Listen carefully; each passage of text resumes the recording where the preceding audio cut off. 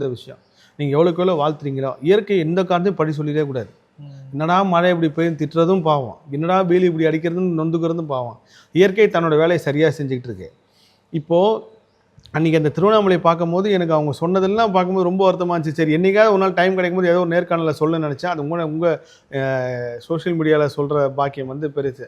திருவண்ணாமலையில் நடந்த சம்பவத்துக்கும் சிவபெருமானுக்கும் எந்த இதுவும் கிடையாது. தயவுசெய்து இறைவன் மேலே பழி சொல்லாதீங்க. கரெக்டாக அண்ணாமலையாருக்கு வாழ வச்சு தான் பழக்கமே தவிர யாரையும் அழிச்சு பழக்கம் கிடையாது. இங்கே வந்தவன் வாழ்ந்ததான் சரித்திரம் இருக்கே தவிர வீழ்ந்ததா ஒரு சரித்திரம் கிடையாது. இயற்கை தன்னோட வேலையை செய்யுது.